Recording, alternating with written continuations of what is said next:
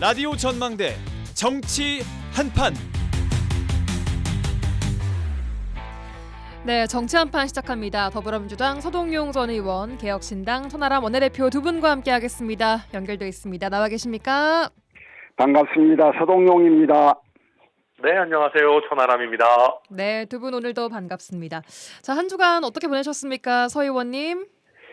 예, 저는 이제 지난주 목요일 20일 날 여순사건 소송에 대한 그 판결이 있었어요. 예. 총 이제 지난 20일에만 판결이 4개가 있었는데요. 네, 전부 승소 판결을 받았습니다. 맞아요. 그리고 그보다 앞선 지난 6일에도 또 광양지역 희생자들에 대한 소송도 전부 승소가 있었고, 예. 지금 이제 이번 달 11월 들어서 전부 승소 판결이 선고된 게 희생자 75명의 유족 654명이 제기한 소송, 예. 거기에 대해서 전부 승소 판결이 있었는데요. 네.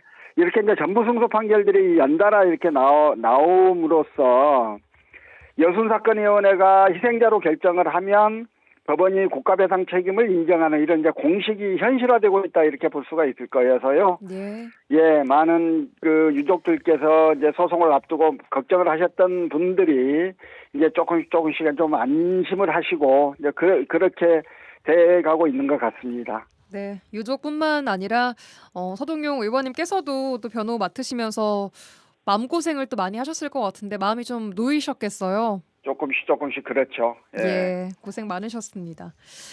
선 대표님께서는 한 주간 어떻게 보내셨습니까? 네, 요즘 이제 예결위도 진행이 되고 있지만 저는 이제 기재위 소속이라서 내년도 세법안을 확정하는 조세소위라는 걸 하고 있습니다. 예. 세법이 워낙 또 복잡하고 이런저런 이해관계들이 많이 얽혀 있어가지고 예. 그걸 또 조율하고 또 가능한 한 범위에서 또 합리적으로 이렇게 해야 되니까 요즘은 거의 아침부터 밤까지 계속 조세소위 회의를 많이 하고 있습니다. 그렇군요. 올해 예산 네. 심사는 잘 마무리가 될 것으로 보입니까? 어떻습니까? 네, 지금은 이제 거의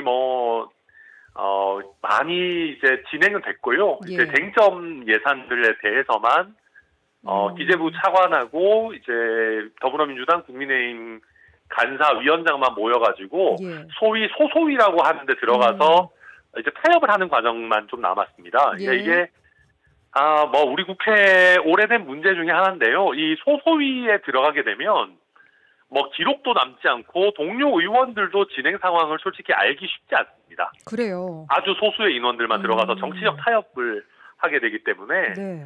그래서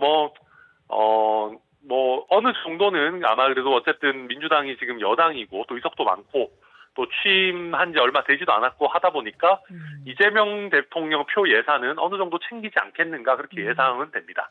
예. 알겠습니다. 자, 오늘 준비한 주제 토크 바로 넘어가 보도록 하겠습니다. 자, 오늘이 이제 11월 25일이고 일주일 후면 불법 계엄 12.3 계엄 선포된 지 벌써 1년이 됩니다. 자, 이 계엄으로 인한 사회적 파장이 안정을 찾아가는 그 과정들 어떻게 지켜보셨는지 지난 1년이 저도 참 빠르다고 느꼈는데 두 분은 좀 어떠셨습니까? 우선 서동용 의원님.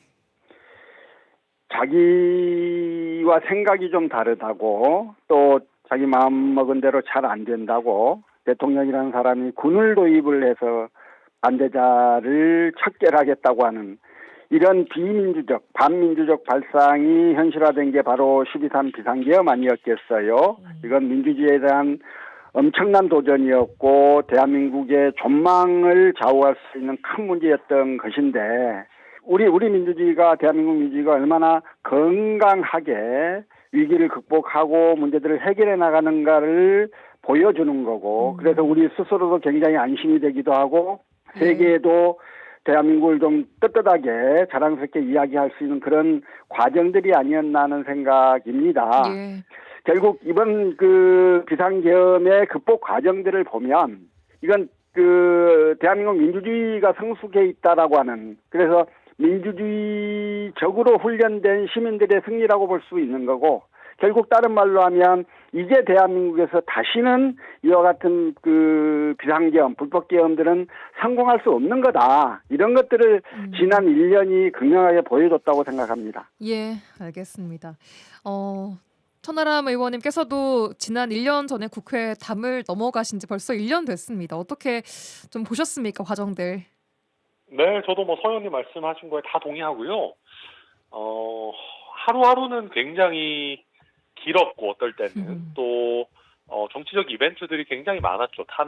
헌법재판소의 탄핵 결정을 기다리는 과정들, 또 그 이후에 대선을 치르는 과정, 또 그 이후에 어쨌든 집권 초기 100일을 예. 보내는 과정, 따로따로 보면 다 굉장히 거대한 일들이었고 시간이 그렇게 빠르지 않다고 느껴졌었는데 또 이렇게 뭉쳐놓고 보니까 1년이 또 금세 간 것 같습니다. 그러게 말입니다. 서 의원님 잘 말씀해 주셨듯이 한 국가의 어떤 민주주의의 성숙도라고 하는 것이 어쨌든 대한민국 민주주의의 수준을 잘 보여준 사건이었습니다. 물론 저는 그 전에 하나 짚고 넘어가고 싶은 거는 정치적으로 트레이닝 되지 않은 반짝 스타를 대통령으로 뽑아서는 안 된다라는 교훈을 얻은 사태라고 보고요. 네. 그러니까 정치적으로 제대로 여러 가지 것들을 겪고 또 성장하고 그랬다면 아무리 야당이 마음에 안 들고 뭐 탄핵을 많이 하고 어쩌고 저쩌고 해도 군대를 동원해서 비상계엄을 하지 않아야 한다라는 거는 당연한 상식이거든요. 예. 그래서 윤석열이라고 하는 인물이 깜짝 스타의 어떤 대통령직 수행이 얼마나 위험한지 한번 보여줬다. 그래서 앞으로는 정치도 조금 더 전문 영역이고 또 트레이닝이 필요하다라는 교훈을 남겼다고 보고요. 네. 그 이후에 시민들의 활약 뭐 많이 말씀 주셨고 예. 그 다음에 제가 하나 얘기하고 싶은 거는 헌법재판소의 결정을 기다리면서 특히 더불어민주당 일각에서 헌법재판관들 못 믿겠다. 특히 보수 대통령에게 임명된 재판관들 못 믿겠다.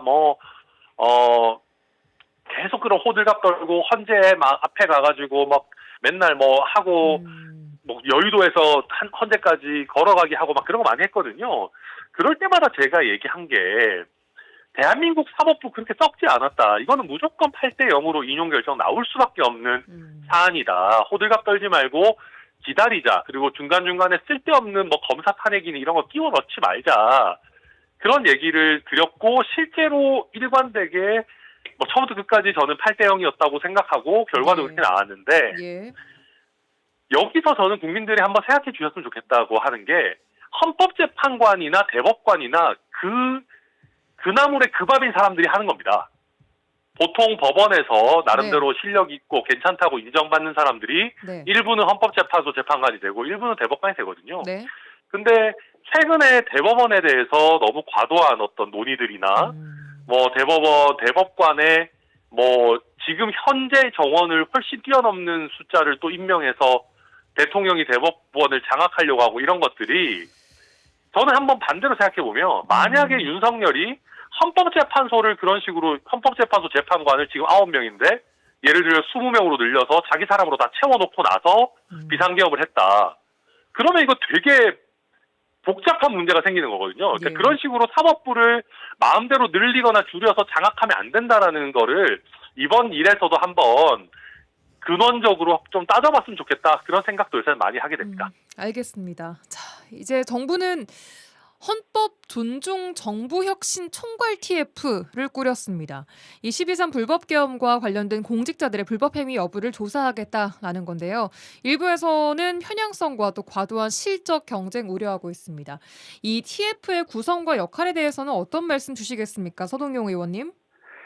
지금 재판을 받고 있는 그 내란의 적극 가담자들 말고 그 공직자들 중에서도 적극 가담한 사람들이 있을 수 있겠습니다. 예. 그런 사람들은 골라내고 응분의 책임을 묻도록 하는 건 꼭 필요한 일이라고 생각하지요. 이제 그러나 이게 자칫 잘못하면요. 명령에 따라 움직일 수밖에 없는 모든 공무원들을 적대화할 수 있습니다. 공무원들을 적대화, 공직자들을 적대화하고 정부를 성공적으로 이끌어갈 수는 없을 겁니다. 예. 그래서 지금 이 총괄 TF가 추구하고자 하는 그 목적, 내용, 거기에 동감한다 하더라도 예. 그 조사나 또는 이 처벌은 예. 그 좀 최소한에 그쳐야 할 필요가 있어요. 정말로 헌법 질서의 수호를 위해서 꼭 필요한 범위 내에서 해야 하는 거고 예. 조금이라도 가담했다는 이유 때문에 막 이렇게 골라내고 처벌하고 이렇게 가면 예. 평상시 좀 감정이 안 좋았거나 또는 어떤 서로 경쟁자 뭐 이런 사람들을 예. 좀 도태시키는 이런 예. 수단으로 악용될 여지도 있는 거거든요. 예. 그래서 원래의 목적에 맞게 음. 필요 최소한도의 범위 내에서 그리고 범위가 너무 넓어지지 않은 범위 내에서 이 TF를 좀 꾸려나가고 조심스럽게 운영할 필요가 있겠다 하는 생각입니다. 알겠습니다. 천 대표님께서는 이 TF 구성과 역할 어떻게 보고 계세요? 저는 우선 지금 상황에 이런 걸 꺼낸 거는 대장동 항소포기 이슈를 다른 이슈로 덮기 위해서 또 내란 종식이라는 또 키워드를 꺼낸 거 아닌가 하는 생각이 우선 저는 들었고요. 예. 그 다음에 서 의원님 잘 말씀해 주셨는데 저도 뭐 여러 사례들을 또 요즘 듣고 있습니다. 예를 들면 어떤 뭐 나름 고위직에 아주 최고위직은 아니지만 있는 공무원이 계엄이 터지고 나서 장차관들도 대부분 다 몰랐고 공무원들도 다 몰랐기 때문에 예. 포고령을 이제 인쇄를 해서 이제 약간 간부 회의 같은 걸 한 거예요. 예, 예. 쉽게 얘기하면 부처에서. 근데 자기는 이게 포고령이 뭔지도 모르고 회의 자료를 준비해야 돼서 일단 다 뽑아와라 해서 출력을 했는데 공직사회는 출력을 하면 누가 이거를 몇 시에 출력했는지가 밑에 남잖아요. 기록이요. 자기는 그냥 이거 출력해와 그래서 시키는 대로 출력 버튼을 눌러서 가져갔을 뿐인데 지금 예. 그분도 굉장히 떨고 있는 거예요. 가담자가 포고령을 예. 네, 준비해서 가져간 게 뭐 내란 어떤 동조범이 되는 게 아니냐. 그러니까 이게 이제 그런 겁니다. 이게 우리가 지금 이거를 이 비상계엄 미친 짓이지만 이걸 한다는 거를 제가 12월 3일 저녁에 여당 국회의원들하고 밥을 먹고 있었는데 아무도 몰랐어요. 그러니까 당시 여당 국민의힘 소속에. 예. 근데 공무원들이 이게 뭐 얼마나 많이 사전에 알고 예. 뭐 이거를 뭐 이게 뭐 오래 갔던 계엄도 아니고 그런 상황에서 이걸 휴대폰까지 들여다보면서 전체 공무원들을 이거를 검증하겠다?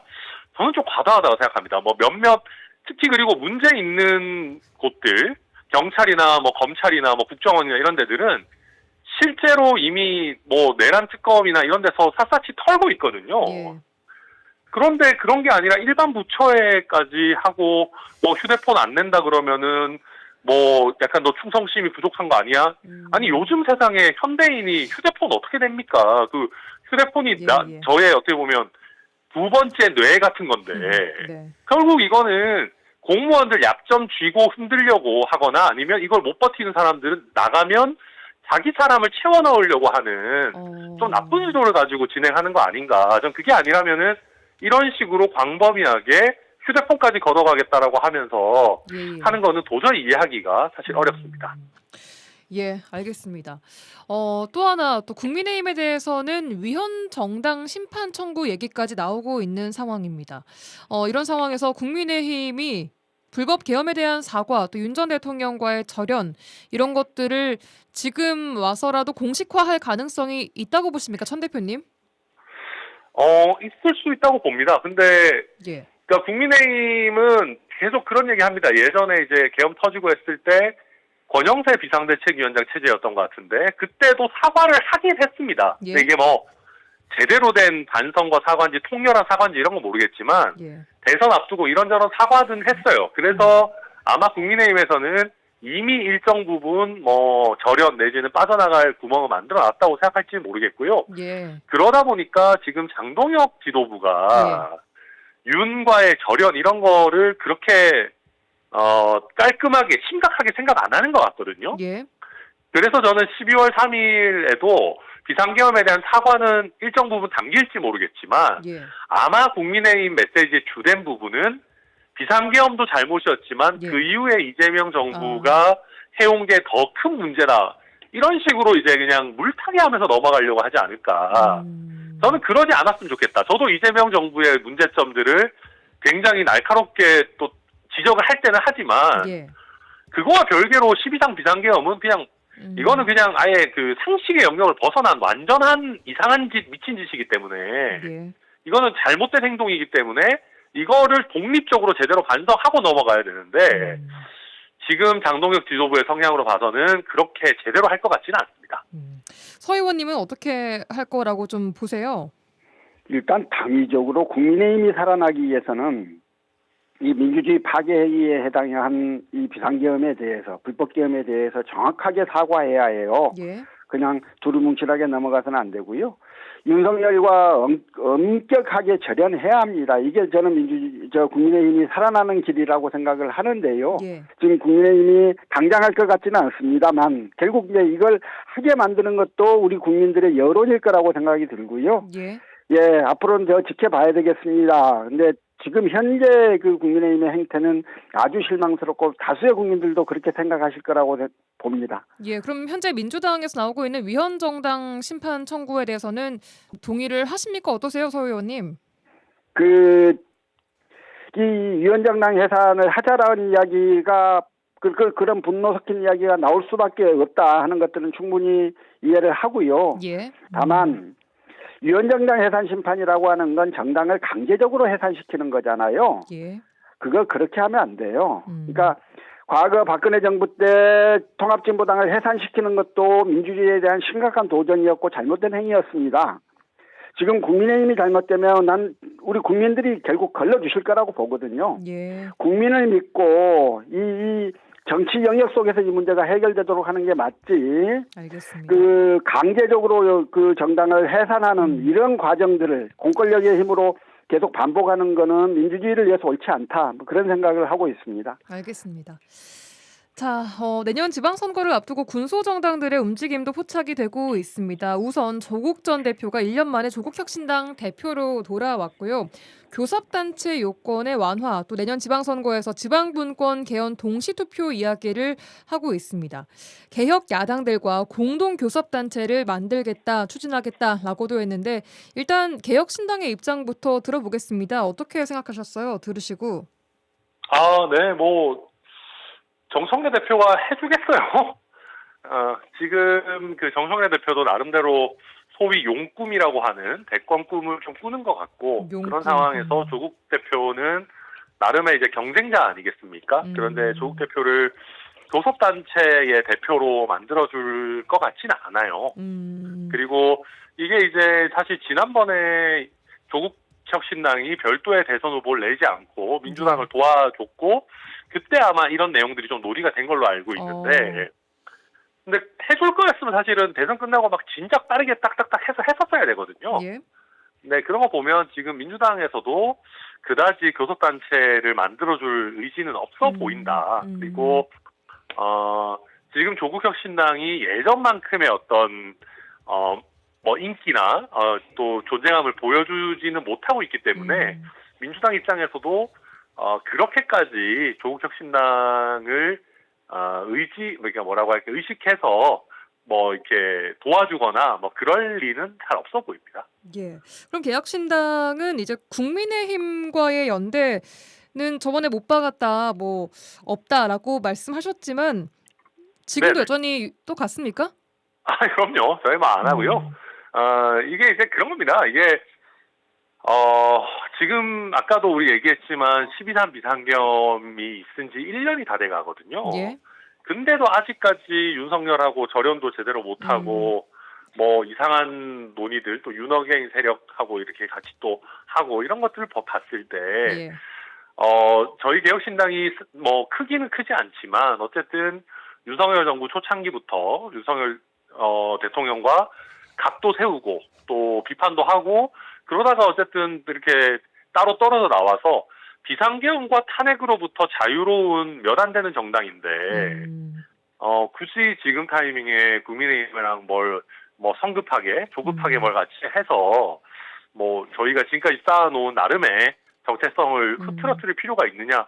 저는 그거 굉장히 부정적으로 보고 있습니다. 예, 알겠습니다. 소동용 의원님, 이 민주당의 조국혁신당이 정치개혁을 요구한 것 어떤 손익 계산이 있다고 보고 계세요? 약속 지키라는 거예요. 예. 지난 4월에요. 이제 조기 대선 국면 아니었겠습니까? 예. 그때 민주당, 조국의 신당, 진보당, 기본소득당, 사회민주당 이렇게 모여서 예. 내란 종식 민주헌정 수호 새로운 대한민국 원탁회의 이런 거를 구성을 했단 말입니다. 예.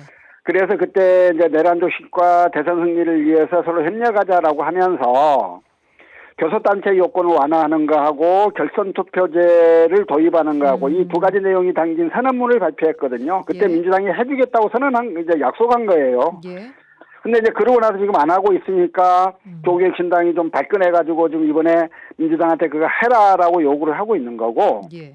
좀 조국 대표도 정치 개혁을 언제까지 미룰 거냐, 대선 끝났으니 합의는 어떤 일로 되는 거냐 이렇게 반문하면서 이건 대국민 약속 파기이자 개혁 정당들에 대한 신뢰 파기다 이렇게 민주당을 좀 비판하고 있지 않습니까? 네. 근데 결국 약속 지켜라는 의미에서 당시 대선 앞두고 대선 승리를 위해서 필요해서 한 약속이라면 예. 좀 민주당이 지켜야 한다고 생각해요. 그래요. 예. 이제 그런 부분들에 대해서 만약에 지킬 수 없는 내용이라면 그 정청래 대표가 말을 해야죠. 왜 지킬 수 없는지. 그렇지 않고 이렇게 뭉개는 방식으로 넘어가서는 신의의 문제고 국민들의 민주당에 대한 신뢰의 문제일 수밖에 없다. 예. 그런 생각을 하고 있습니다. 예. 아까 천 대표님께서는 정청래 대표가 해주겠냐라고 하셨는데 어떻게 생각하세요? 그러니까 만약에 못 해줄 것 같으면 왜 못 해주는지 설명을 해야 되죠. 약속해놓고 그때는 물론 이제 박찬대 당시 그 당대표 권한대행이긴 했습니다만 네. 앞서 당의 공식기구에서 그 약속한 내용들을 이제 그 후임 당대표가 그냥 뭉개고 무시하고 이럴 수는 없는 거 아니겠어요? 이 부분에 대해서 뭔가 책임 있는 자세를 보여주는 게 맞다 이런 생각입니다. 예. 내년 지선에서 민주당과 조국혁신당의 연대 가능성에 대해서는 어떻게 보고 계십니까, 서 의원님? 서로 필요해야 연대할 텐데요. 예. 일단 이제 민주당으로서는 이 지난 그 성비 사건에 대한 조국혁신당의 대응 이런 것들 때문에 국민들의 실망이 커지는 모습. 그래서 조국혁신당이 그 전만큼 영향력을 행사하지 못한다는 걸 알게 됐으니까 네.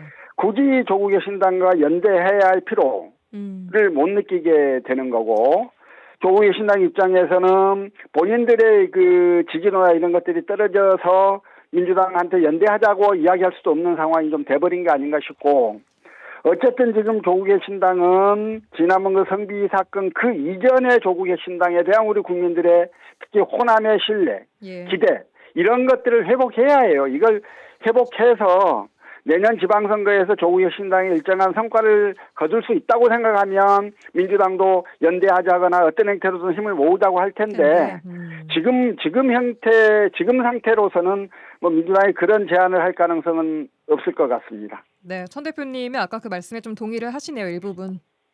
예. 알겠습니다. 자, 마지막 지역 이슈 하나 보겠습니다. 김정관 산업통상부 장관이 내일 여수를 찾습니다. 석유화학 업체 대표들과의 간담회 예정돼 있고요. 일부 공장을 둘러볼 계획이라고 하는데 정부의 석유화학 산업 재편에 대한 정책 방향은 어떻게 보고 계십니까? 우선 천 대표님께 여쭙겠습니다. 내일 일단 장관이 온다니까 그건 다행이고요. 제가 기재부 쪽하고 얘기를 많이 하게 되는데 예. 너무 약간 팔짱 끼고 보고 있는 게 있어요, 정부가. 아직까지도요? 네네. 그러니까 무슨 말이냐면, 물론 기업들의 자구 노력이 중요한 건 맞죠. 예. 그러니까 정부가 지금 기본적으로 기업들을 안 믿고 있어요.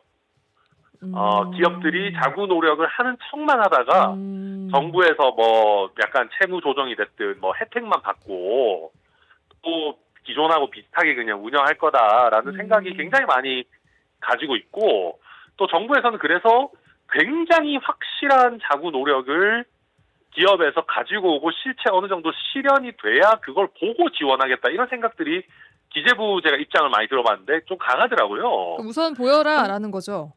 그렇죠. 그러니까 물론 기업도 자구 노력을 해야 되는 건 맞는데 예. 그렇다고 정부에서 너네 자구책 가져와봐라고 하고 가져올 때까지 그냥 팔짱 끼고 있어서는 안 되는 거거든요. 그래서 내일 장관이 또 현장도 보고 그러신다고 하니까 좀 정부가 조금 더 적극적으로 움직이는 하나의 계기가 됐으면 좋겠다. 그렇게 생각합니다. 예. 서동영 의원님은 어떻게 보고 계십니까? 저는 이제 제일 걱정인 게 이런 거죠. 그런데 지금 여천 석유화학산단에 있는 기업 하나가 석유화학 산업이 아니라 다른 산업으로 고부가치 산업으로 전환을 해요. 예. 그러면 그 회사가 전환된 그 사업을 여수에서 할 필요가 있을까요? 수도권 가까운 데 가져가면 더 가깝고 훨씬 더 좋은 인력들을 뽑을 수가 있는데, 자, 지금 여수에 있는 석유화학 산업이 어려움에 처해서 산업 재편을 한다고 치면요. 예. 계속 이 재편된 산업이 여수 지역에서 계속 그 또아를 틀고 앞으로 성장하고 발전할 수 있는 이 틀을 만드는 게 지금 우리 지역에서 가장 관심을 가져야 하는 부분들인 건데요. 예. 산업 재편의 방향도 우리가 좀 알지를 못하고 예. 그런 노력도 하지 않고 이러면서 가만히 좀 지역에서 지켜만 보고 있는 거란 말입니다. 이러면 우리 지역의 미래를 정말로 어떻게 될지 알 수가 없는 상황이 되는 거여서 저는 지역 정치권에서 지금 여수화학산단의 이 어려움에 대해서 이렇게 보고 있을 단계가 아니다. 예. 훨씬 더 구체적이고 적극적인 목소리를 내고 이 산업 재편을 위한 그 노력과 더불어서 그 재편된 산업들이 우리 지역에서 계속 유지될 수 있도록 하는 방안들을 찾는데 훨씬 더 많은 노력을 좀 기울여야 한다, 이런 생각을 좀 가지고 있습니다. 그래서 현역 정치인들에게요, 그런 부분들에 대한 노력들을 좀 주문을 하고 싶어요. 예, 알겠습니다. 지역 정치권이 더 움직여야 한다 이 말씀이시죠? 네네. 예, 알겠습니다. 오늘 시간 관계상 여기까지 들어야 될 것 같습니다. 오늘도 정치 한판 두 분과 함께했습니다. 더불어민주당 서동용 전 의원, 개혁신당의 천하람 원내대표 두 분과 함께했습니다. 두 분 오늘도 감사합니다. 수고하셨습니다. 네, 감사합니다.